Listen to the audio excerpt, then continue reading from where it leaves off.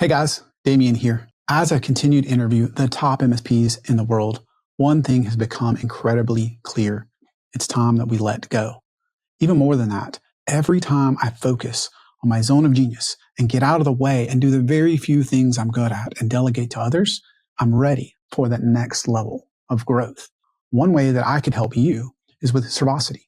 We co-manage your backups and disaster recovery so you can focus on what you do best, let us do the rest. And then what we do is we test the backups every single day so you never have to worry.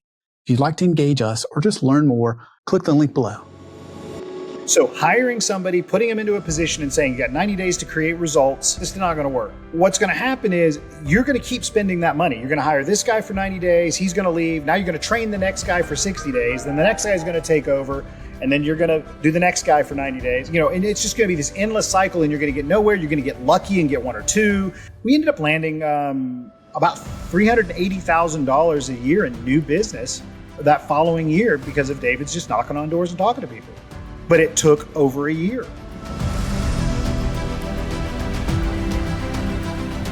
Hey guys, Damien Stevens, host of MSP Mindset, CEO of Servosity. Today I continue my mission to interview 100 of the fastest growing and most interesting MSPs on the planet. Today I got the pleasure of speaking with Keith Willis of ECX Systems. He started his MSP to do something very different, to put his family first. While we all might say that, he used very specific tactics to be at every single sporting event and every single event that mattered in their life, yet still build a fast-growing business that nobody would really call a lifestyle business. If you want to know how to grow sales but still be there for your family, don't miss out on our conversation today. So Keith, tell me, you started very unusually. I think you said you started your MSP to actually have more time with your family. Most people don't start a business, especially an MSP, with the goal of having more time, even if they want that. So yeah. Why and how did that come about? I don't know if we've started off and qualified getting to know me at all, but I am crazy. So I need to lead with that. Pretty much everything I do is probably crazy. I don't do anything that makes any sense to anyone. I'm a very determined individual who tends to do things that most people go, yeah, that's insane. Why did you do that? So my MSP is technically my fourth company. Okay. I built a consulting, Novell consulting company in the early 90s. I then built a largest internet provider in South Texas, the Corpus Christi area, in the mid 90s. Then I built another company where I flew around the country building internet and cellular companies. And then I worked for the government for a while, which I mentioned in my previous video, which you can watch on this same channel. And then I started ECX Systems in 2008, technically spring 2009, I guess officially. Okay. After having done all of the other things, I've already kind of been through the world of business and lots of paving the ground on lots of firsts.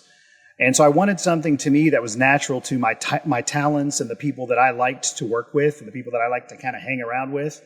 And so the driver there really was, how can I do something that lets me kind of stay at home, work with, be around the family, take advantage of the knowledge base that I've built and the relationships that I've built. And ultimately that became ECX Systems. And the way I did that ultimately was our target was really hanging out with and handling kind of the IT for other IT people. That was kind of our tagline. We would come in and I would run into people all the time that would have these problems where they're dealing with what I'd call the gray area of technology, where nobody really knows how to solve the problem. You've got, company A, company B, company C, all trying to work together, and you're trying to figure out how to solve these really complex issues. And I was really good at doing that. And so I started training people on how to do that. We built a company and so we became really good at integrations and migrations and building services around consulting and building those things. And so as a result, I ended up with a company that allowed me to work from home. And so I was working home well before COVID, long before it was cool, for 20 something years. We've only been in this office about 6 years, and I only come into the office now, most half days, but I come into the office because it gives me a place to meet with the team, gives me a place to meet clients. we had people coming. I had people saying, "Hey, Keith, we'd like to fly out and see you." And I'm like, "Yeah, we'll go to your office." "Sure. Yeah, right. We will." I got this restaurant down the street I really like. They keep a booth with Keith's name on it. We'll go there. And that tended to be kind of the answer to that question. Well, I got to where I would almost say being a serious business made me go, I need to have somewhere to be. And really the thing that put it over the edge for me personally was I had my parents were having late in the years health issues. My dad had several strokes. We had to move them into the house. And so I needed to get away because there was too many people now packed into the house. And so I gave up my office space for my parents and we built this building. So I gave away that really cool free time of working at home and now work in the office more often than not. Well, my kids are mostly grown now too. So I've only got 2 left at home. And so all those years that I wanted to be home for the kids, I was able to do that, which is fantastic. But building it, go ahead. Why an MSP, since you've done so many other different things from government work to internet companies? That's a really good question. I think for me, it came down to helping people. I like to help people. I like the people factor. I lost that in the government. I was a cog in a gigantic machine. Even though I made a difference there. I mean, there are things that I did that I know for sure made a difference that were super cool. And the same thing when I worked at big corporations. I worked at Dell in my early 20s for a little bit. I missed the people. If you can work with a company and you solve their technology problems and you help them do something really interesting, and then at the end of the day, that business owner goes, "Wow, you really made a difference for us. I can now employ more people," or, "Oh, I didn't have to lay everybody off because you solved that hard problem for us," or, "Oh, man, we really are trying to make our business better and more efficient, and you gave us the keys to do that. Thank you." That thank you for me goes a long way. So for me, that was a big driver. It was a more personal connection to my customer base. I didn't have that in the government or in large corporations. It's just not a thing. So that was my driver. Everyone else watching this is going, "That's insane. Why would you do that?" But for me, that was the driver. Sure. How did you try to, you said you wanted to spend more time with your family. So, not being locked in a secret vault. Okay, I can see that part. But is there anything else you did to be more intentional about being there when you had young kids? Of course. Yes. So my workflow became more about the kids and about life and about family, So I would, so when the kids left in the morning and did their thing, whenever they had any kind of anything, I had kids in drumline. I mean, I had girls in plays, and I had, whatever they were doing, I was always there. I was able to go to everything, like literally everything. Wow. I didn't miss anything. Even if I was working and I had an emergency with a down customer, I would make sure I was there, and they were in the Bluetooth in my ear if that's what it had to be. That was rare, but it did happen. But I was engaged at every point. Probably the biggest thing is because I officed out of the home and I owned my own business. When the kids got home from school, if I was on a meeting or if I was doing something, I could put those people on hold and say, "Hey, I'm going to take a break real quick. I'll be right back." And I'd go greet the kids, give them a hug, and my life was intentional around the family. Didn't mean I didn't work late, but I built it in. Mm-hmm. So the kids knew Dad was available and was always in the other room. That was massive. Just the fact that they could come in there and, my daughters would say, "I know I can come home and give Dad a hug." That's all I cared about. I was pretty easy to please when it came to that. The intentional nature of the business supporting our family was more important to me than the business supporting, our finances. That was secondary. It was really just more about creating a lifestyle that I wanted to live. And MSPs are tough, right? It's a hard business because you're constantly dealing with other people's problems. Right. And that's been a challenge we've been doing this now 16 years. And that was a challenge, and it still is a challenge. But I've tried to build the business. I've been very methodical over the last, since probably about 2017, 2018, about building the company in a way that doesn't make us an emergency all the time company. Well, and that's a whole topic I can talk about. But how do you pull that off, right? Because I think it's hard to sit it aside and go home and punch out as any owner, let alone an MSP, because you feel like it's 24/7. I don't know that feel you like ever get a really call. do turn it off. That's part of the tech gig. I don't know that you can get away from it, right? I think doctors who do surgeries are always in their head that sometimes at any point I might have to do surgery. You never really truly turn it off. Yeah. I think that's true with the technical world. The tech business drives you into that mindset and that mentality of I need to be available. So I don't know that you ever turn it off. But what you can do is create intentional pockets of time. I'm going to do this thing now. If anything comes in, you guys handle it. Let me know if you need me. Surround yourself with people that can help you. One of the things that we did, right, wrong, or indifferent, is that we made a model. We started down in the model of helping whoever we could. Mm-hmm. And what we realized is that most people that need technology help who aren't technology focused, and I'm going to qualify that very clearly, who aren't technology focused, who don't treat technology as an important part of their business. And that's a very, very clear line. I want to make that very clear. They are almost always fire to fire to fire to fire in their nature. And they probably live that way in their regular lives too. And they just don't realize it. They're fire to fire to fire to fire. Well, if you surround yourself with those people as your customers, the next thing you know is you're always on fire. And you're running around with and you've got your hair on fire and you're like, my hair's on fire. Oh my God, another emergency. And it's 7 emergencies in a day. And you're always on fire. You become a fireman. You're not becoming you're not a technical professional. You're not a business owner. You're a fireman. You're just a technology fireman. We had to intentionally weed those people out. And that was hard. It was extremely hard. What we had to do is we had to say, okay, if you're going to call and you don't have a structure to handle your fire and you're not paying appropriately, then you're paying a lot more for the fire. So now, and then we kept raising that price and raising that price and raising that price. I think we're something like now where like if you aren't under contract with us and you call and you have a fire and you call on like a Saturday, before you even talk to anybody, it's like, I don't know, $900 now before you even talk to somebody. So it's a very intentional penalty. Yeah. But if you're under contract and you plan it or you think about it or it's proactive, then you're not going to be penalized. And so we don't have, our business is no longer fire to fire to fire. We still have them, but they're rare. And when they do come up, they're minor because they've intentionally got rid of the people who live fire to fire to fire. They're still out there. They're just not the norm. They don't consume us. That's an intentional business decision. That's not something that you just wake up and make happen. Yeah. So is it mostly the focus on clients that value IT or are there parts that have helped you reduce the fires? Interesting. So that's a really good question. I would argue that it's about intentional business building. So when you originally build a company, I think a lot of people build a company because it's the hobby. It's the thing that they want to do, right? I like doing technology. I'm a technologist. I love technology. I like the new gadgets and the toys, and I like to learn. I think my idea of like the third ring of hell is like assembling seatbelts for a living.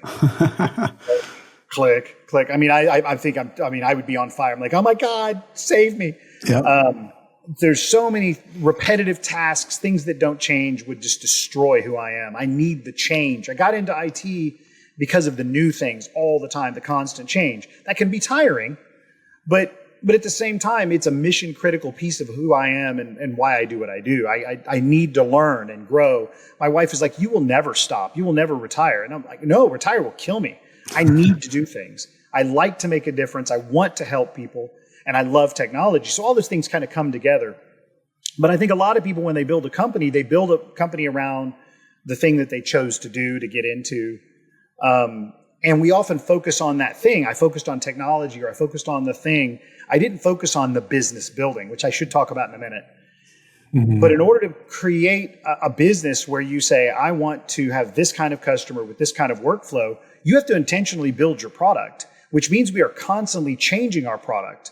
When there was a time when we only focused on, I would call it time and material, block time kind of clients, doing consultative efforts, very project-y, very one-off.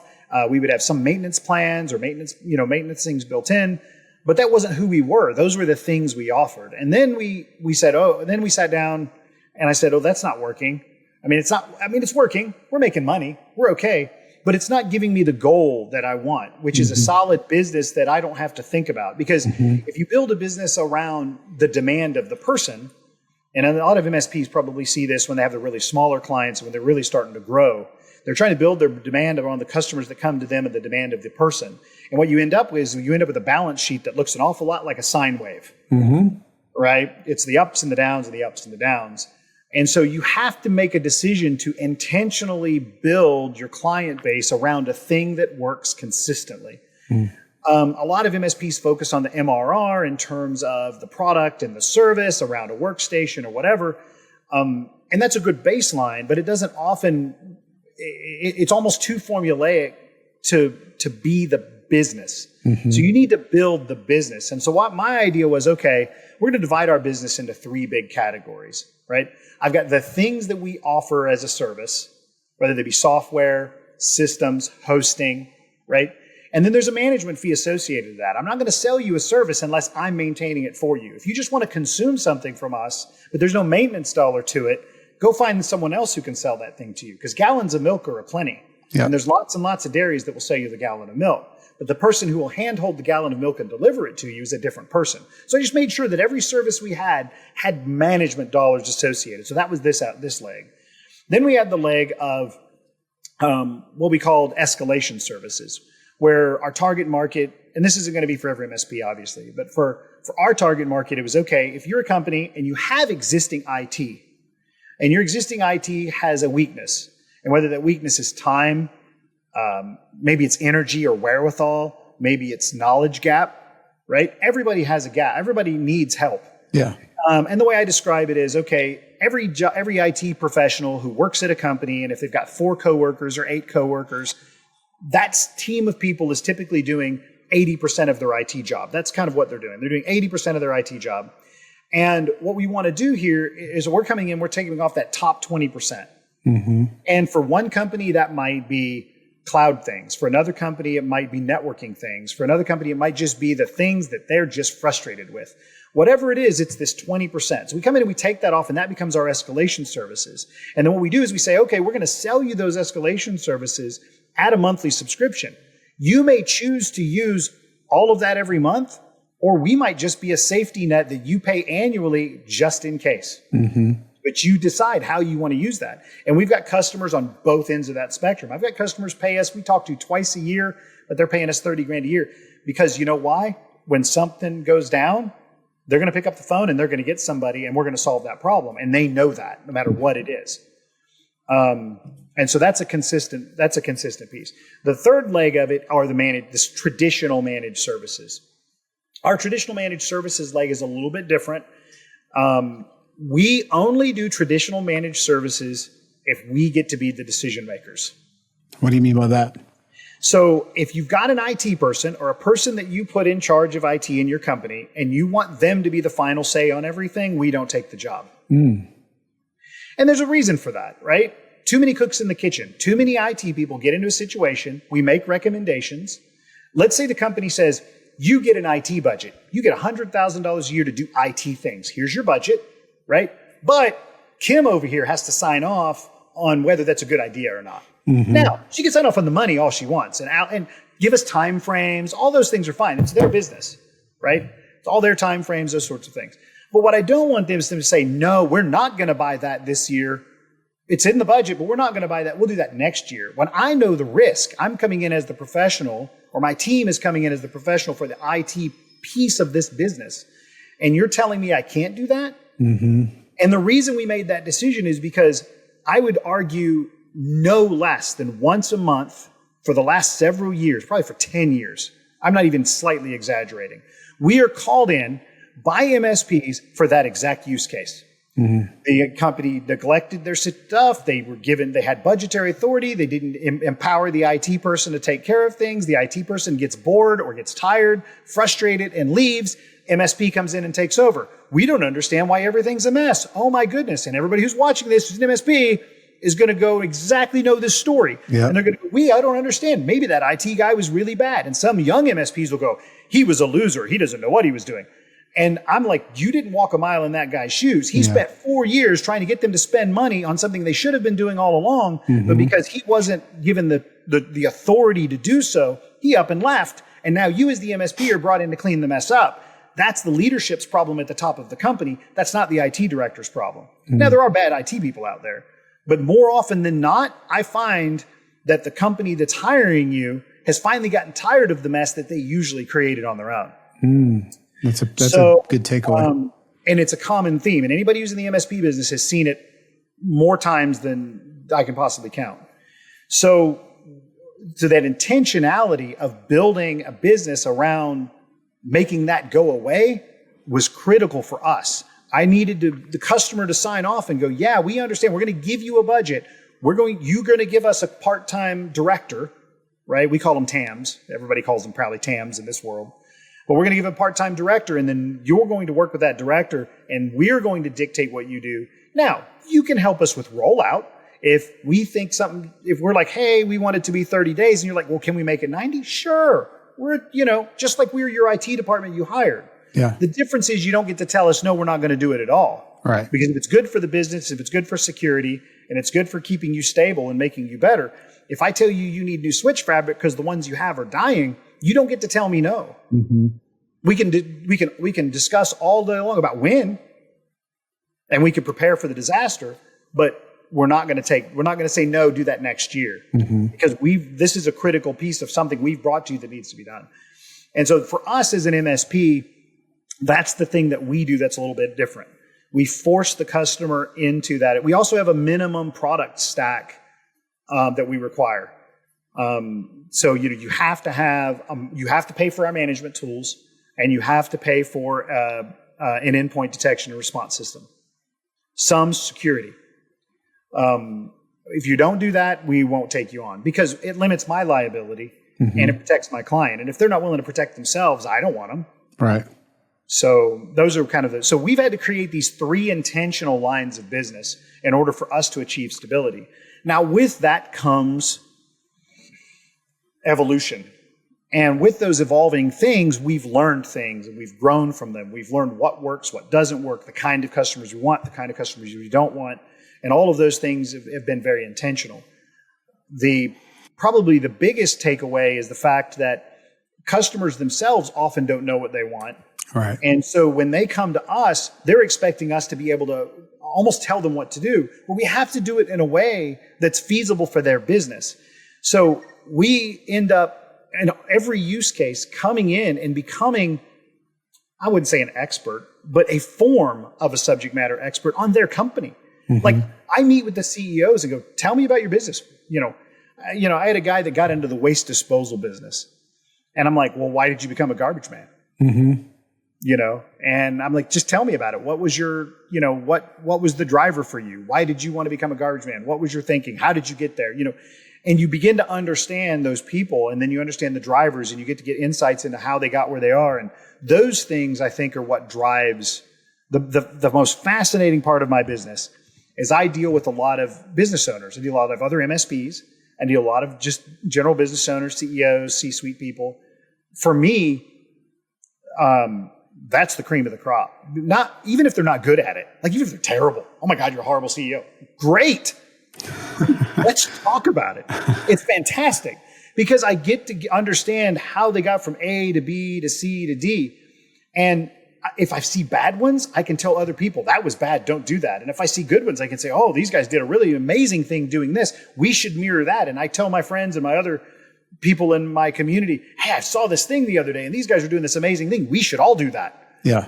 And I think being an entrepreneur, and I'm going to divert a little bit.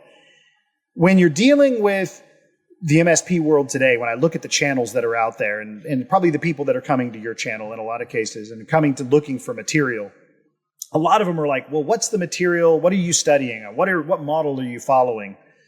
Whose rule book are you using? And you know what I'm going to tell you? Just be an entrepreneur. Yeah. Talk to other people, see what they're doing, take their ideas, your ideas, merge them all together and make your thing. That's what I've done. Yeah. I've done it for almost 30 years now. And I do pretty okay. Yeah. Yeah. You got to keep the entrepreneurial spirit. You do. You got to be an entrepreneur. And what some of the stuff we do today, if you ask my staff, I've got staff that's been with me 11 years, maybe longer.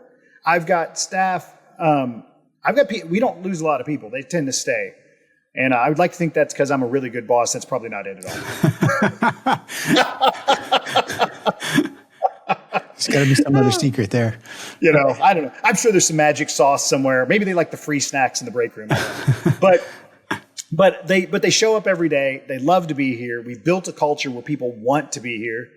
I do that. There's a lot, and that's an interesting topic I can talk about too. But we do that, and it creates a culture of our customers know who our people are. Our people know who our customers are.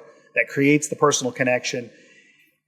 I don't think I would do really well in a business where I came in one day and nobody knew what we did, or I couldn't do the George Jetson thing. I push the button every day. Yeah. I need, the relationship matters. I need to engage the people, know that we're making a difference. And so as a result, about half of my company's customer service, which is probably pretty heavy for a normal managed services type company. Yeah. I have a lot of customer service people. I've got several TAMs, dedicated customer service, account managers. I've got, a lot of billing people. That's interesting. Multiple sales type in people. And I've got a dedicated ordering person who does ordering and acquisitions. Kevin, he's amazing. Michaela, who's one of my daughters, actually has worked her way up, and she's inside sales, but she bridges with purchasing. So she wears both hats. And so when people inside who is an existing customer needs something, they go through Michaela. They know she's the go-to, and then but then there's outside sales, which is really not even sales. We don't really do sales. We do business development. Like I tell people all the time, call Peyton. He'll take you to lunch, and you guys will visit. Yeah. He'll learn about your business, or he'll bring me, and we'll learn about your business. We'll learn about what you're doing.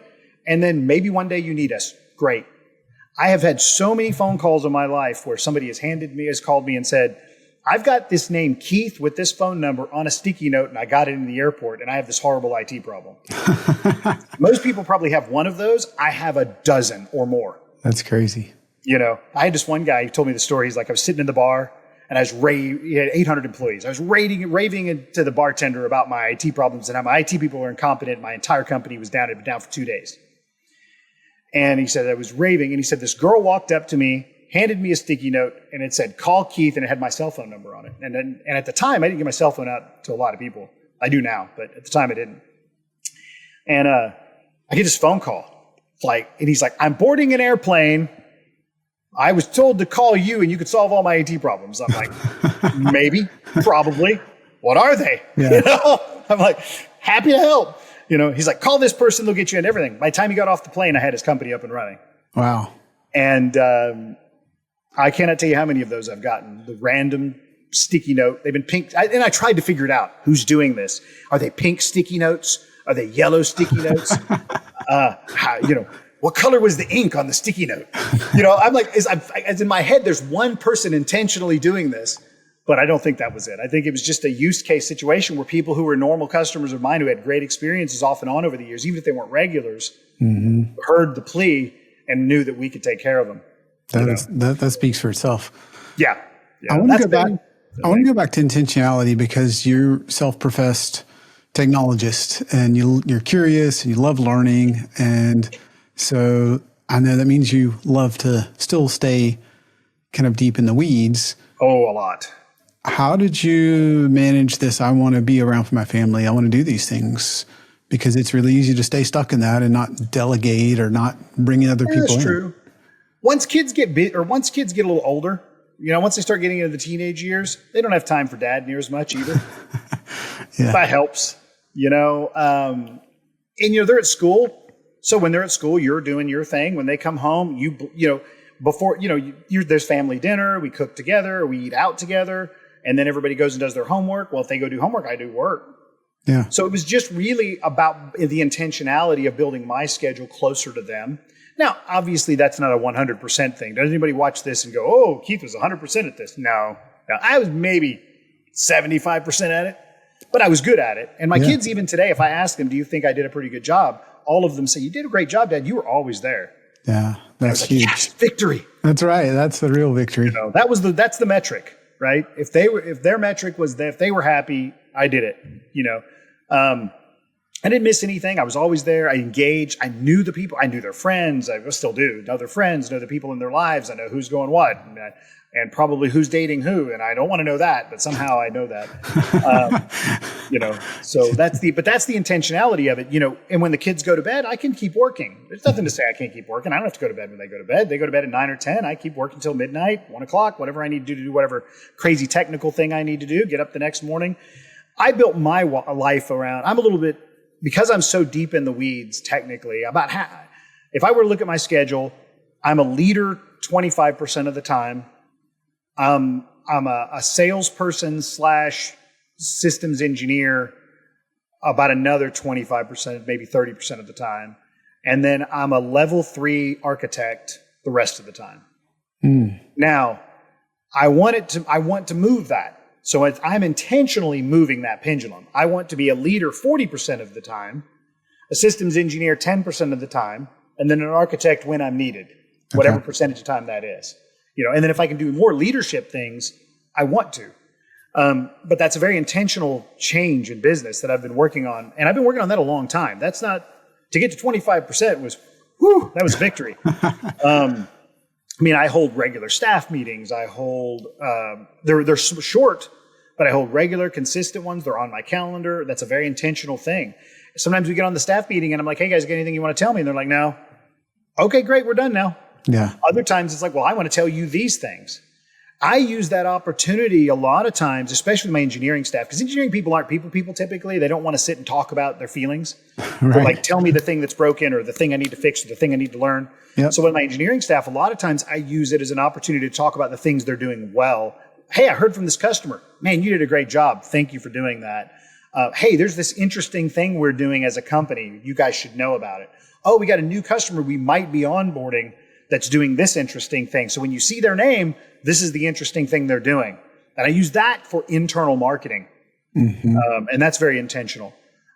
With my other parts of the staff, I use it as a way to stay connected. Like if I meet, my billing team is pretty together. I don't need to do much there. I got a great CFO. And I meet with them like once a month and I'm like, "Hey, I'm here. Do you need anything?" Right. And it's really just more of I'm there in their face and they can say something and we could talk about things. And if there's something that they don't like or they want to change, or maybe they're interacting with another department in a weird way, I can engage at that point. But that's, like I said, once again, very intentional. Yeah. If I think one of your questions that you guys sent me over was like, what would you do if you could do something different? And you haven't asked it yet, but this is the perfect time for it. Okay. I wish I would have, if I could go back and do one thing over again, what I wish I would have done is I wish I would have been more intentional about the business building. What do you mean by that? So in every business I've built, and this is number 4, I built the business to do the business, the thing, right? I make the widget, so I go do the widget. I didn't stop early on, even after having the experience of doing it. I didn't stop early on and say, "You know what I want to do is I want to structure the company in this way, and I want to create these kinds of workflows and these kind of gates to make the company more accessible, more manageable," and pre-think the company out a little bit. If I would have just spent a day and penciled that down and said, "This is how the company is going to work," and not just winged it, things would have been a lot smoother over the first several years. But instead, I kind of built it while the airplane was flying. But I'm good at that. I'm very much a seat of my pants guy. So I did very good at the building the airplane while it's flying thing without completely crashing to the ground. But you would to build a department, and I can give you 100 examples. My sales department, right? So I bet every MSP struggles building a sales department. Absolutely. And it's because every MSP thinks sales should be the one thing. You show up, you market to people, you go out, you push your product, and then the people buy your product, and then you go to the next product. I've yet to meet an MSP who could pull that off. Right. No one does, because that's not the product you sell. The product you're actually selling as an MSP is the relationship to the person and the trust that you can take care of their technology. They want a technology babysitter. That's what they want. They want you to come in and they want to hire you, just like you interview if you have children, you're going to interview the babysitter. Are they going to let them like eat candy after 9? Yeah. Right? Those are the questions you're asking the babysitter. Is this somebody I can trust? Are they going to be on their phone all night, or are they going to call 911 if my kid's finger gets cut, right? Yeah. Or bleeding off, or whatever, right? Whatever that, or they get burned. Are they going to do the responsible thing? Or are they going to be talking to Becky Sue on the other line going, oh my gosh, he just got his hand burned. Can you believe it? If that's going to be the case, let's not hire that babysitter, right? Yeah. I want the babysitter who's going to make the responsible decision. Well, when you're selling, that's what people want. They want to trust you and trust that you're going to make the responsible decision, because they can't make the responsible decision. They're not equivalent. They're not good enough to watch their own technology kids. They want you to watch their kids. So what most MSPs try to sell is the technology, and they get in trouble. Yeah. Or they sell the widget, or nobody wants that. I'm not going to sell you. I can hold up the coolest widget on the planet, and I can tell you everything about it, and nobody's going to buy it. But if I can sell you that I can help you, and you can trust me, and the trust will not happen in the first meeting. It will happen in the second meeting. It will happen in the third meeting. More often, it will probably not happen until they're upset with something. Yep. I will make introductions to companies, and I will close the intro this way. Say, I just want you to know we exist. This is what we're really good at it, and we're really smart, good, quality people. If you ever get into a situation where you feel like you really just need really good, smart, quality people who can help you with technology, just give me a call. And what I'm going to do is I'm going to have Peyton or one of my team. We're going to check with you once a month or once a quarter just to remind you we're here. We're not going to ask anything of you. If you want a free lunch call, we'll do that. If you want to just vent about anything, give us a call. We'll take you to lunch, we'll pay, and we'll visit. Because you need to know who we say we are. Because until you can trust who we say we are, you're never going to trust me with technology. And if you can't trust me with technology, we're never going to have a successful relationship in any form. So the only way we're going to pull this off is if together we agree that we can trust each other. And I will get calls a year later, 2 years later, 3 years later.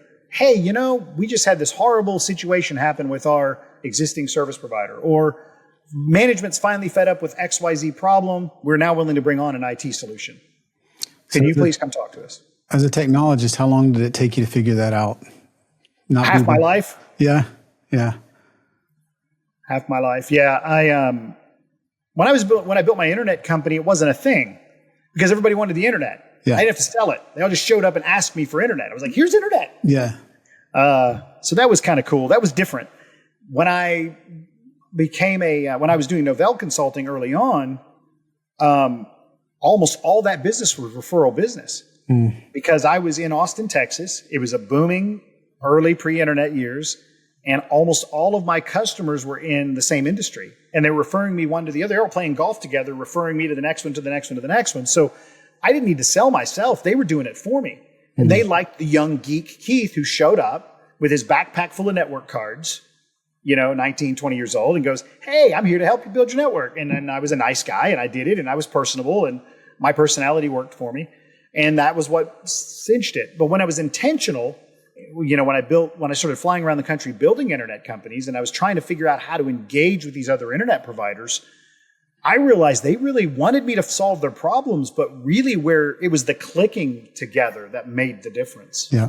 They needed to be comfortable that calling me I would listen. And as I make the joke all the time that, not only am I a consultant and a technologist, I'm also a counselor. I can't tell you how many other people I've counseled through divorces and, horrible, bad businesses failing. Oh, wow. Because of the trust. They trust you. And I love those people. And every single one of those people today, and if somebody who I've had an interaction with were to watch this now, and I haven't talked to me in 10 years, they should know they can call me and our relationship will pick up exactly where it was 10 years ago. Because I care about the person. The thing that we do is the thing that we do. But I don't have enough hours in the day to keep up with every single person individually. That's just never going to happen. It's not realistic. Sure. But I care about all of those people the same way. And if I run into them, I go out of my way to try to spend time with them. And I think that's true. And it's true with former staff. But it's an intentional caring about the people. I think that's And I think that's has to flow into super the business. powerful. How did for the MSP owners listening, how do you set this up with your Peyton, with your salesperson? Because I feel like most people are like, I'll hand them the phone book, or I'll tell them to go to business after hours, and I'll give them 90 days to hit a number, and if not, it's a horrible sales rep.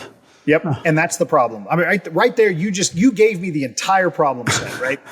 So here's what you have to do. You have to realize that business development or building your business is an ongoing process. You never stop doing it. Mm-hmm. So hiring somebody, putting them into a position and saying, you got 90 days to create results in this business. Now, that works for other things. If you're selling a vacuum cleaner, great.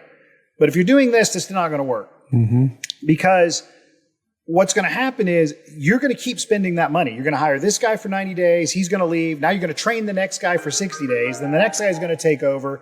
And then you're going to do the next guy for 90 days. And it's just going to be this endless cycle, and you're going to get nowhere. You're going to get lucky and get one or two. You might get lucky and hire salespeople who's got the book of business that can bring you some people. But if they're so willing to leave those other companies, maybe you don't want them. Mm-hmm. Have you ever asked yourself that question, Mr. MSP? Yeah. So the salespeople you want aren't salespeople. Mm-hmm. So when I hired Peyton, and Peyton is a wonderful story. Peyton is going to be my fourth biz dev person at ECX. The first one I hired a seasoned sales guy, super seasoned, loved him, great friend, helped me build this company from nothing. Met him when I was working on my master's degree.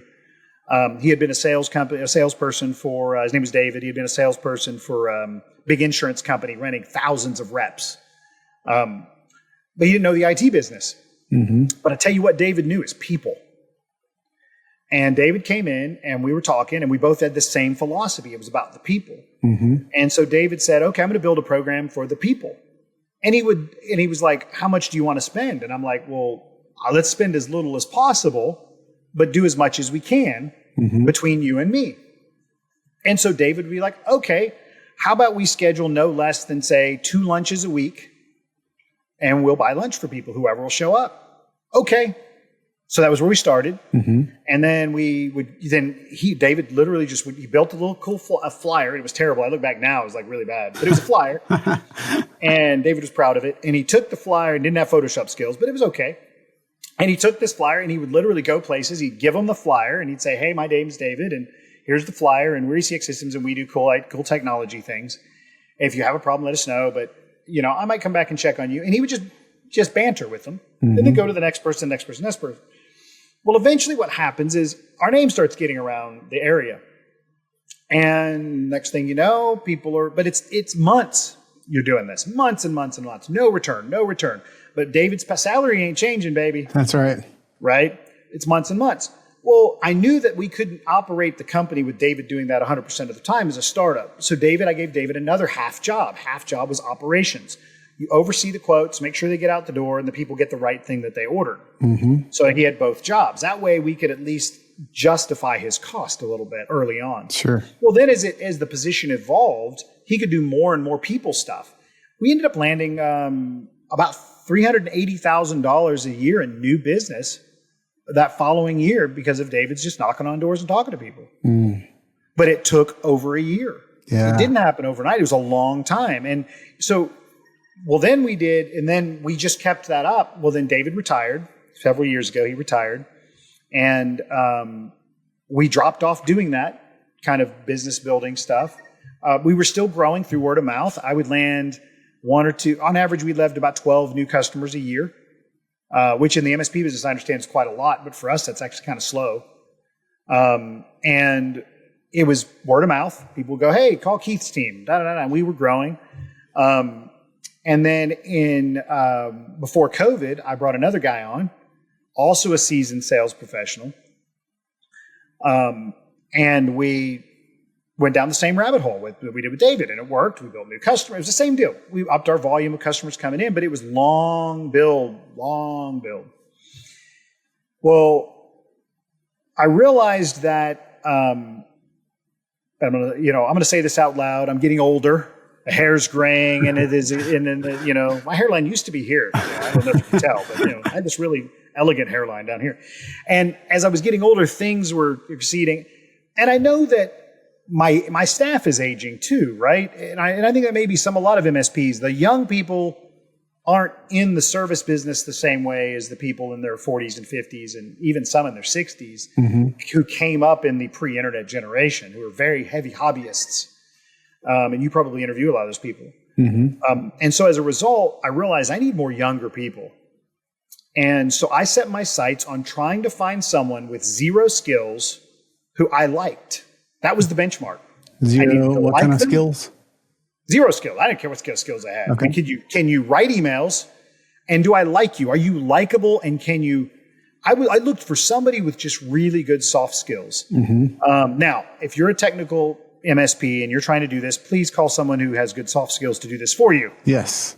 But if you have good soft skills, then you can recognize it. You can recognize when someone can read the room, right? They don't need coaching. They're not saying things in the interview. They're not going down a path you didn't lead them down and embarrassing you, or saying weird things when you're interviewing them and talking to them.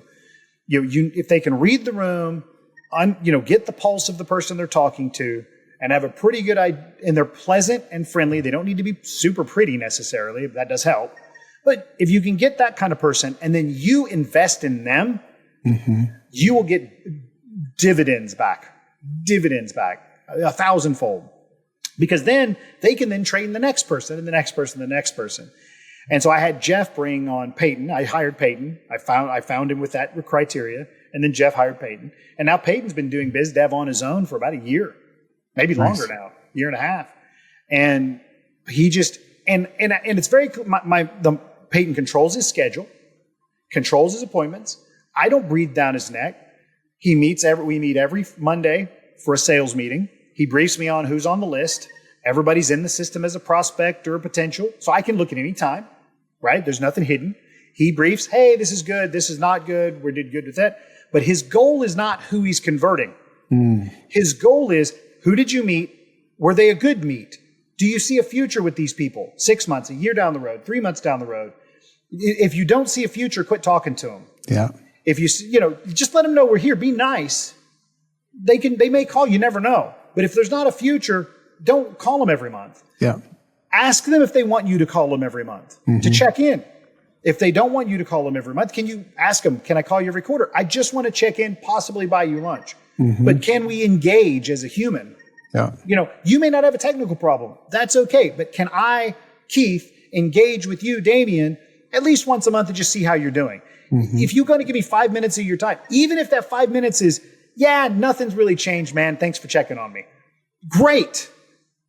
It may be, what about this thing? Can we just talk about it? Maybe you don't want to engage me, but maybe you want to talk about the thing. And then we can say, yeah, we've done that before. No, we haven't done that before. Do you want a technical resource? I can give somebody to you who's a technical resource to talk about it at no charge, just so we can see if there's synergy. But if there is synergy, great. If there's not synergy, then let's not keep doing this, But find the people who got synergy. And so that list needs to be synergy people and people with potential futures, not I'm selling this thing tomorrow. With that said, you better dang track your pipeline. Right.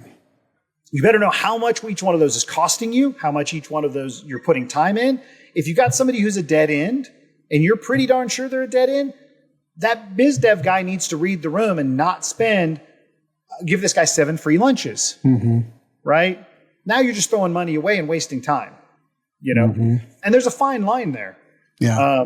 Because some of them might be really, really good people to know for other reasons. Maybe they're well connected in a particular community that you want to be a part of. Then go ahead and give them the 7 free lunches. They're well connected in a community you want to be a part of. That's your entry fee. Whatever it is that works for you to build those relationships. But it can't be about the goal of selling. It has to be about the goal of the people. And the way we do it, and not everybody can do it this way or wants to do it this way, but we do it through education. And right now what we're doing today, and it'll change in a couple of months probably, but right now what we're doing today is we hold a seminar. We go to companies, we're doing different things between mass mailings and different things. And we're like, hey, do you want to talk about your business? We can tell you kind of what the big trends are right now, what people are working on, and what advantages and disadvantages, what's commonalities, what are the things that people are concerned about. And then you can ask us specific questions about your business and whether you fall into those categories or not. And it brings attention to things like cybersecurity. It brings attention to things like IT modernization, I talk about a lot. There's a huge propensity for businesses to invest in a technology but not take advantage of it. Right? They pay all these, one super, super simple example that every MSP should know is all these companies are spending big money on Microsoft 365 and they're spending all these licensing dollars. But there's this huge stack of features that are built in, Autopilot and Intune and Defender, that are built in, they're probably paying for, that nobody bothers to set up and engage. Right? Well, you have this entire opportunity to streamline, to take a company who's already spending the money, no extra dollars out of pocket, maybe 10 hours, 20 hours, 30 hours of engineering, and get them really into a situation where they're taking advantage of the thing they're paying for and really modernizing the way that business operates. Why aren't we doing that more? I run into tons of companies.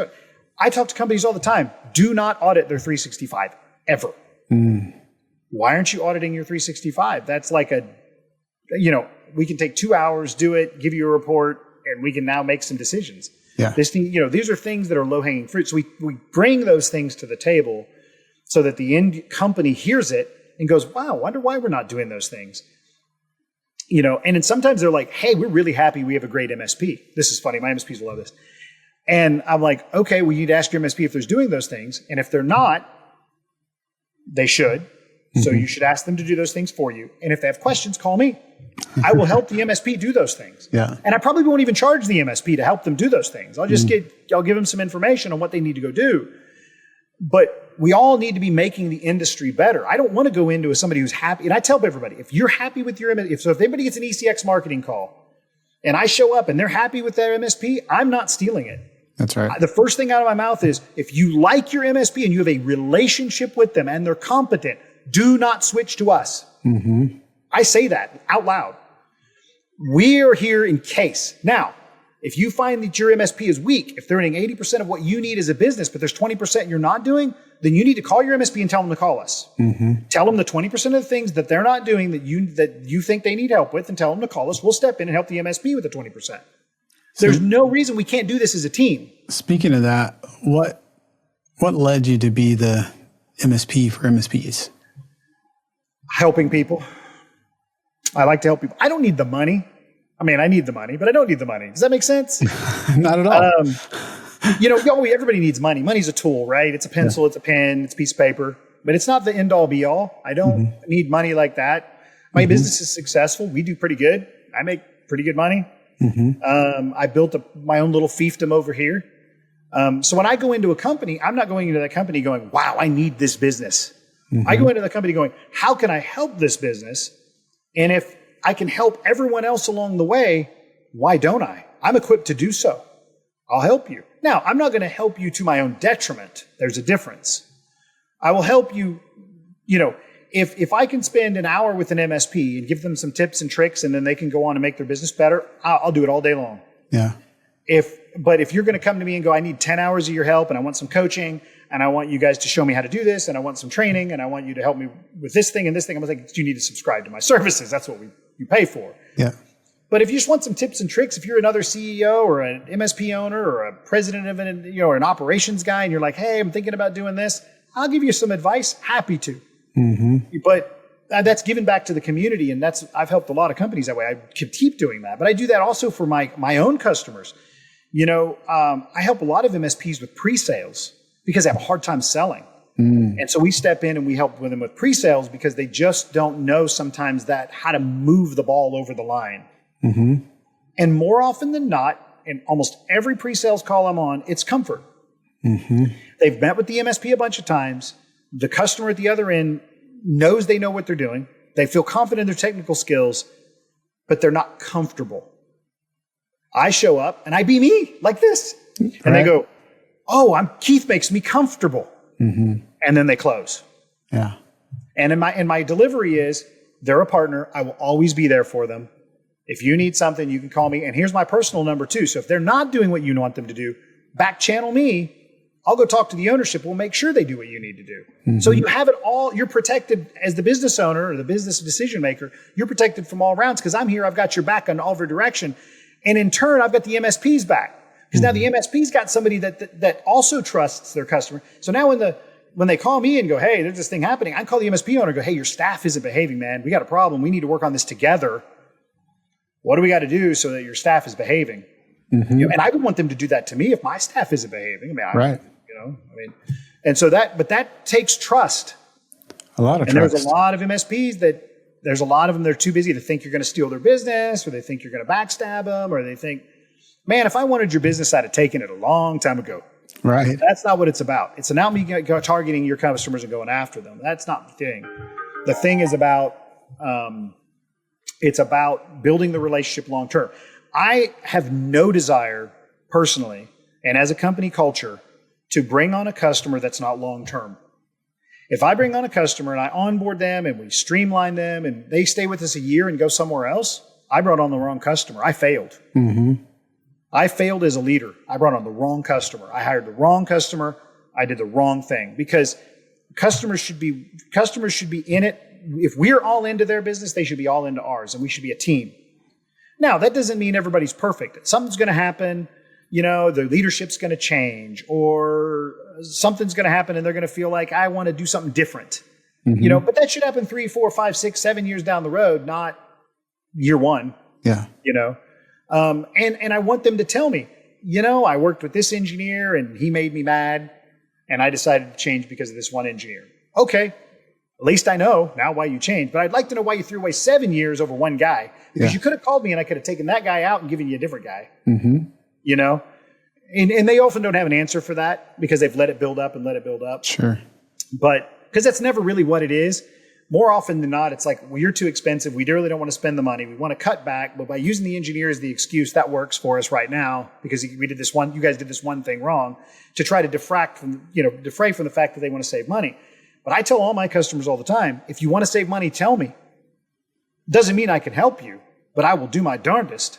And if we end up at an impasse, we're going, well, I've cut as far as I can and still give you the same level of service you want. You either have to sacrifice the service level or I can't be your provider anymore. I want to make that decision on purpose. Mm-hmm. If you want a cheaper MSP, I've got partners. Let me recommend one that's probably maybe cheaper than us, who I know will take care of you. I would rather make that handoff and we go on in a good, amicable way than you feeling like you need to find something wrong to fire us. Yeah. But I lead with those conversations. I never say we're the cheapest coming in. I never bargain on price. I bargain on quality of the product. And I tell you, I tell every customer, if you're looking for the cheapest one, don't hire me. Yeah. Because that means every conversation is going to be about the cheapest thing. And if every conversation is about the cheapest thing, we're not actually talking about your business, which means I'm not doing the right things for your company. I'm doing the things that are the right things for what you think are the cheapest thing that needs to be done. Wrong focus. Yeah. So, but I'm in a situation now, having grown my company, where I can do that. When we were early on, we made a lot of mistakes taking on as many as we could to try to build. Sure. I wouldn't even call them mistakes. They were growing pains. Lessons learned, right? What is it about you and I guess the trust you build that has enabled you to do what most people would say is impossible? Most people, they want you to be a vendor or an MSP, right? So you're both. You're working with MSPs. They feel comfortable. Like most people couldn't imagine that their customer know you exist. Yeah. And that the customer can actually reach out to you. I think it's because we've proven it over and over again. I had a customer literally call me up one time. Actually, I've had this happen several times. We don't want to work with our MSP. We'd rather just go to you directly. And I will say, I'm sorry, that's not going to happen. Mm-hmm.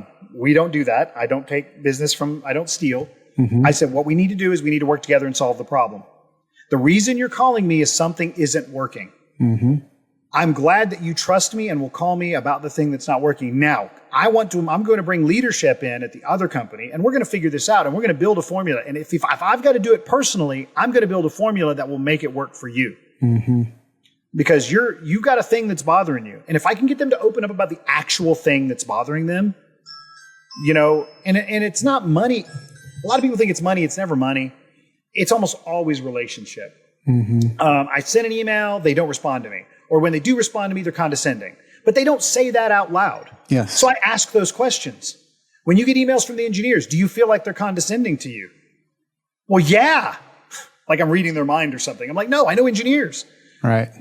I said, so here's what we're going to do. You need to understand engineers are engineers. That's going to happen. But you need to look at the overall thing that the company is doing for you. We need to introduce a layer between you and the engineering team so that they can be a translator. So when things go wrong, you've got a translator. That almost always fixes it. Oh, really? Yes. Now a lot of times when they're a small MSP, that's the business owner. They become the translator. I encourage business owners, always hire a young person who communicates well, knows nothing about the IT business, who can be your translator. Because all they need is a warm and fuzzy person. I think I talked about this last time on the pod. I had Nancy, my customer service rep. Her mandate is to this day, one line. You have all power necessary to make the customers happy. You are the customer happiness officer. I don't care what that takes. Now, you're not giving away my money. She has limits on how much you can give away. Everything else needs to be approved. But outside of that, you do whatever you need to do to keep them happy. And a lot more often than not, that's being there, listening, talking, providing information, and really making the customer know at the end of the day, if anything goes down within ECX, anything at all, I can call Nancy and she's going to help me. Whatever it is. I don't care if it's a billing issue, if it's a personnel issue, if it's Keith said something dumb to me and I'm pissed off and he's the owner. I don't care. Call Nancy. I'm not perfect. I'm going to say something dumb, but call Nancy. And then that way they know for sure they got one person. And then if they're a direct account, they're a dedicated account and they have a technical account manager assigned to them, the technical account manager also becomes that person. Well, now the customer knows if I've got a problem with the technical account manager, I call Nancy. If I call Nancy, if I've got a problem with Nancy, I can call the technical account manager. And that way there's the people wall that gets created. We spend so much time as technologists building technology things that we don't remember that we're building them for people. I can't tell you how many times I get brought into a problem and they're telling this problem. They're trying to tell me how to solve it, right? I want to do this and I want to build this. And can you deploy this thing? Stop. What are we doing? And then they tell me, and I'm like, well, that's not a technology problem. That's a people problem. I can build you the best system in the world and you will not solve it. You have a people problem. You have a workflow problem. Let's solve that. And I'm not a workflow expert. I'm pretty good at it, but I'm not a workflow expert. We need to hire you somebody who's a workflow expert because you need to solve the people problem because I can throw all the technology at it that I want and they're not going to use it. We had it here. We bought ConnectWise because ConnectWise was the big thing and focused our business around ConnectWise. And our billable time went down by 25% in a month. My God. That's in a month. The opposite of what you want. What the heck? So I'm calling business owners I know who are running ConnectWise, and I'm like, you guys are running ConnectWise. Now, this is a long time ago. Maybe the product's better. So I'm not beating on ConnectWise. But for us at the time, and he's like, yeah, I got 2 dedicated people that manage ConnectWise. I'm like, I got 7 employees. I don't have enough I can't put dedicated people on a product. Yeah. That's not a thing. Yeah. So I said, what we realized, so I had to figure it out. I had to figure the work. I said, I got a people problem. This is not a technology problem. ConnectWise was a great product, did exactly what it was supposed to do, but my people did not use it. Why? So I had to sit down. It took us meeting after meeting after meeting. Like, what are you doing? What's going on? Why aren't you? Well, I'm busy, boss. I'm busy. I'm running from this thing to this thing to this thing. Well, what we learned is because of the nature of our business, where we're working on one thing and then the next thing, and we're very on demand, right? We're a very on demand company, technology to technology to technology to technology. An engineer doesn't work with an end user, sit down and do their write-up. Then they go, okay, now I'm back. Oh, another end user, pick up a ticket, work with the end user, right? That's not how we work. Right. That's not our model. Our business model is other smart people. So it's answering questions all day long. It's engaging all day long, right? Here's this 5 things happening at the same time. I'm working on this server over here, this server over here, this server over here. And at the same time, I'm answering complex questions for this group over here. So there's all these back office-y things that are happening. Well, we made it really hard for them to document that. ConnectWise was like 19 steps to say, I spent 10 minutes logged into this server and solved this directory replication problem. I made that hard. So they just went, what's 10 minutes? Yeah. Right? And our billables was just, and then then the worst part of it was the billables were bad. But that wasn't the worst part of it. The worst part of it was I now had no employee accountability and I no insight into what my customers or what my employees really cost me. That was the most disturbing part because we're already not getting everything anyway, just through the nature of time tracking. People don't do everything. I mean, nobody does everything perfectly anyway. So I already knew you probably got a good 10 to 15% you're losing anyway. Yeah. Now you throw on an extra 25%. Brutal. So we created workflows to where literally I let them log everything in Notepad and we would send it to secretary type people to put it in. Wow. That was the only way I could solve the problem because I needed the engineering data as fast as possible and then send it off. And eventually we ended up switching over to Kaseya, which was better because it was like time entry, hours, status, and a couple of drop downs and save. So that was a little bit, that made a big difference. Now what we do is we have our own. We wrote our own ticket system / time tracker. And we call it the ECX Vault. And it's a product in development, I will say. It's beta 1.1 or something. It works pretty well. For us, it's working well. Not very commercial, but it works very well. But it allows us to more readily, quickly put that data in based on our workflows. And so I don't miss things anymore. Let me switch gears for a moment. If there's one thing you could do differently in your history of business, what would that be? Business? If I would say with this particular company more than anything, I would have been more intentional about the financial side of the company. Because I'm a technologist, I'm technology minded. So I very much built this company to be engineering driven. Some companies are often built leadership driven, sales driven, engineering driven. They're driven by different factors, right? I very much built this to be engineering driven. I mean, almost in a cult kind of way, where the engineers kind of get their own way and they're almost like spoiled children because we're very engineer driven. And they're all going to watch this and laugh at me. They know they're spoiled. But they're also very hard workers. You know, if my engineers come in on a Friday and they get called late for an emergency and they work through Saturday and maybe Sunday, they're not required to come in Monday. They just need to make sure if they have anything scheduled, they can hand it off to somebody so that the customer's not let down. But they need to control their own schedule. I want adults working for me, not children. So they need to go and they need to say, hey, you know, I've got stuff Monday. I need somebody to take it from me. Make sure they get confirmation back that somebody's going to take it. And then they can take Monday. They need Tuesday, take Tuesday. You know, you drive your life. You live your life. I want them to be as independent as possible. And if you've got a medical issue, go deal with it. Don't come to work. If you've got, you better not miss your kids' plays, man. Go do it. Go to the kids' plays. You get the same advantage I get. You go. Now, don't stand the customer up to do it, but go to your kids' plays. And so we're very engineering driven. So if I could go back in time, I would have been more cognizant about the financial side of the company. When we started, and I'm sure this is going to resonate with some people, when we started, we did a lot of custom pricing. We would come in and we would build the solution for the customer because in my mind, and this is true today, no customer is created equal. Every single customer is different. Every single one has different needs. Some of them are needier than others. Even if the technology is exactly the same, some customers are more needier than other customers. Some have different requirements. Some need more hand-holding. Some need less hand-holding. Some need have one little legacy app sitting in a corner somewhere that they need extra babysitting. All of those things are different factors within what they're doing. And they all dictate how to price that effort.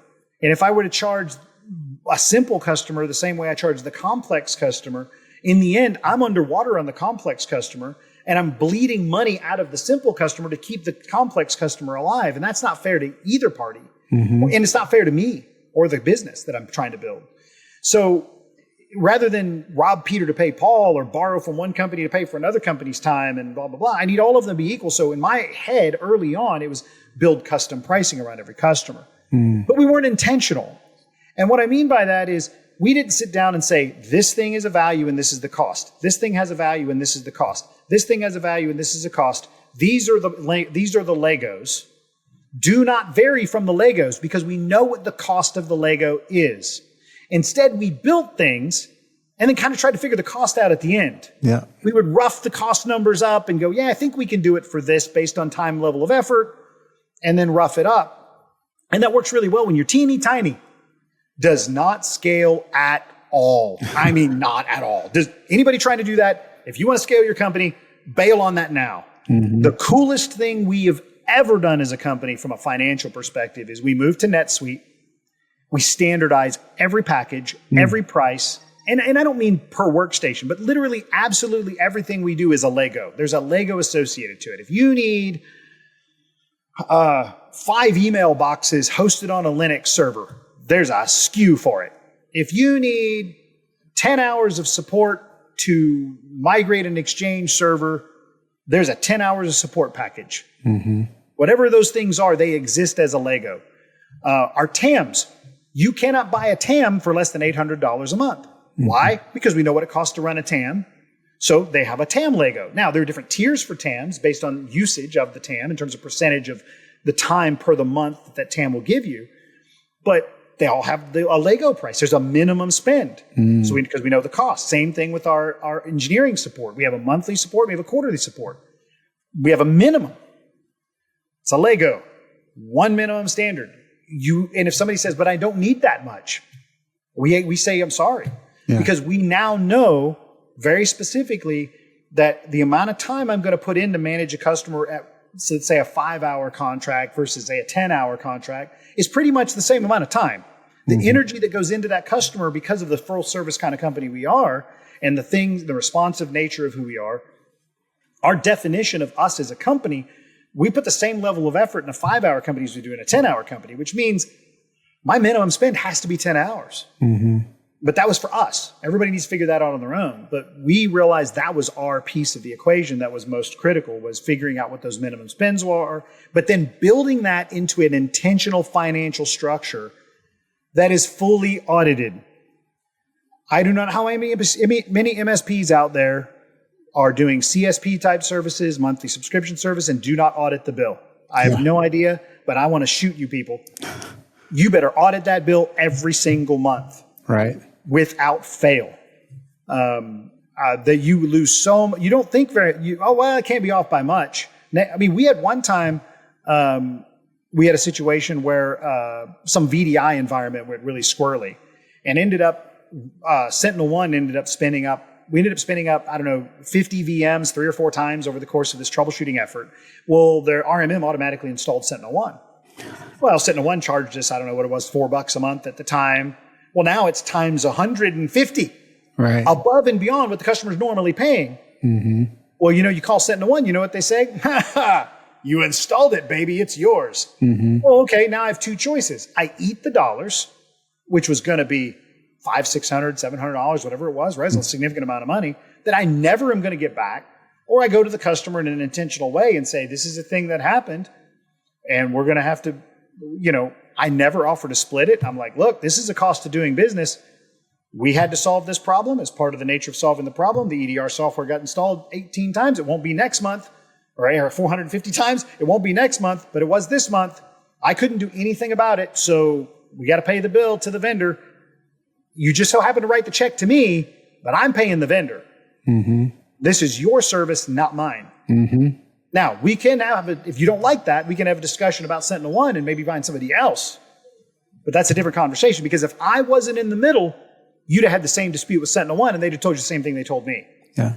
Just because I'm in the middle, you want to take it out of my hide, and that's not okay. Because I'm not making enough money on SentinelOne to cover that cost. And the more of these MSPs are being shoved down the product route, they're getting a little bit, 5%, 10%, 8%, and there's not enough margin there for mistakes at all. That's right. Yeah, and then the client wouldn't have audited the bill, so they wouldn't have caught it. They'd have had to pay it either way. That's right. What's a myth about running an MSP that you'd like to bust? That you can have it all. Oh my God. These MSP people, I watch these little videos. You can go play golf while your MSP runs itself. Whatever. I've been doing this a very, very, very long time. And that doesn't exist. Now, couldn't you build a team that manages everything for you and you play golf? Sure, but you can do that with any business if you're good enough. Yeah. But this idea that somehow you're going to come in, you're going to build these MRR contracts, and you're going to kind of just coast and everything's going to take care of itself. Yeah, you're going to spend so much time and energy on automation and fixing the automation. Now, can you automate a lot of it? Yes. But in the end, you're going to still be babysitting that thing. And you're going to be lots of late nights. You're still going to have the late nights. You're never going to get away from them. You're always going to be on call. Because if you don't, companies like mine are going to sweep in and take them. Because we're going to build the relationship. Because guess what? You're on the golf course and you're not listening to your customers. So this MSPs on their nature are a service business. The number one word is service. Yes. So if you're not going to be in the service business, don't become an MSP. Service means engaging with the client, understanding the technology needs, and being there for them. That's my interpretation. There may be some people who can debunk me on that, but my guess is they're probably few and far between. Oh, yeah. Know? Well, Keith, I'd like to see those people. It'd be great. Right. Given all the tinkering you do, all the changes that's going on, what's something that you're looking forward to? Wow, that's a good question. There's so much happening. I talk about all the time how our industry evolves at such a rapid rate that 4 or 5 years ago, there are technologies that exist today we're managing, maintaining, and growing and spending time on that didn't even exist, right? An easy low-hanging fruit would be to point at AI. But that's even kind of cheating the system, really. That's really not valuable. There's cultural, political, business change things that are happening on a regular basis that are changing things. Nobody would have ever guessed that Broadcom was going to torpedo VMware. Right. Nobody would have ever guessed that was going to happen. And VMware was, as far as most IT people were concerned, an industry standard. Mm-hmm. And now we have an entire industry in upheaval being divided up into little spoils like the Roman Empire, right? And after the 1,000-year reign of the Roman Empire, now we're going to have little minor kingdoms. And you've got Proxmox getting their little piece, and Nutanix getting their piece, and Scale Computing getting their piece, right? And then you got the big vendors trying to figure out who they're going to back. So it's a drama, right? Yeah. And the evolution of the business to me is the most interesting. How this industry is going to evolve and change, and how we're going to better serve industry. So I think what's going to happen is there's going to be a big consolidation. I'm looking forward to consolidation, and I mean that in terms of the menial things. There's a lot of service that MSPs provide and technology professionals provide that are mundane and simple, that are a waste of time and energy. They're expensive for no reason. For me to have a good, talented person on staff that can solve problems, even if they're a level 2 person, by the time you factor in training and payroll and taxes and all the things, the overhead, it's $100K spent minimum. Mm-hmm. When you factor in all of the other factors, I had to buy my laptop and I got to pay monthly fees for this and I got to, all the tools. And when you factor it all in, it's at least $100,000. Well, if the person's sole job is primarily to do end user questions, that's a horrible spend of $100,000. So if we can automate some of that and consolidate the market in such a way to where that's better through AI or other technologies, that's going to be huge. And now what's going to happen, I'm hoping, is that we can actually we can get through the initial problem set and then get to the more meaningful issues under the covers, right? If somebody needs Excel training, the AI can help them with that. Or if somebody needs to get their Outlook reinstalled, maybe AI can help with that. But when it comes down to, I've done the AI Outlook repair and the AI was really friendly and his name was John and that was great. And we bantered while we fixed Outlook. But now I'm at the end of John's capabilities and I need to engage with a human who can actually look behind the scenes and see what's going on. To me, that's powerful. Mm-hmm. Because now I can take all of these things that are the mundane problem children of the day-to-day and eliminate them out of the business sphere. It's less about the problems that my tech people have to deal with and more about the fact that an end user company just wants to get through their business day. Mm-hmm. I want to get from A to B through the day, from 8 to 5, whatever. I want to get through my day. And this technical roadblock came up that AI could solve for me. To me, that's huge. That type of consolidation is huge. If we can see that happen. What's the one book you'd recommend? That's interesting. So I'm not a book guy in that way. Okay. I read a lot for entertainment. I've read a lot of Brandon Sanderson stuff. I think just about everything in his library because it allows me to unplug my crazy busy brain. Mm-hmm. But what I do is an incredible amount of micro learning. What do you mean by that? And if you're a technologist, you probably do this, but don't realize you do this. And maybe if you feel like FOMO for not reading books, I mean, maybe take a page out of my book. I find really smart people that are writing about something, that have either written blogs or they've done videos, and I'll consume that content. I'm real big on throwing a YouTube video on while I'm working on something, putting it at 1.5 speed or 2 speed so I can hear it, because sometimes people talk too slow for me. Speed them up a little bit, and I'm consuming the content while I'm listening, because I can always go back and rewind it and listen again if I missed something because I got busy. So Keith, for everybody that's been listening, how can they find you online? We are easy. ECXsystems.com. Echo Charlie X-ray systems.com. We actually pick up the phone like real humans. So if you do call us, our phone number's on our website. You can give us a call and press 2 for support. You will definitely get somebody at some point. If you don't get somebody, it is probably because we are very busy. But if you do leave a message, we'll get to you for sure. You can also send an email at any time, sales@ecxsystems.com for just general inquiries. If you find yourself watching this and you're in tears and you need technical help, support@ecxsystems.com will get you that. Could stranger things have happened, right? Hopefully that's not you, but yeah. I've been there. I've received those phone calls many a time. But well, Keith, this has been amazing. Thank you so much for being on MSP Mindset. Well, thank you for having me. I love this sort of thing. If you ever think of another really fun topic that you would like to cover, I'm all in. Absolutely. Pick a topic, we'll talk about it. I'm all in on this stuff. So absolutely. Thanks, Damien.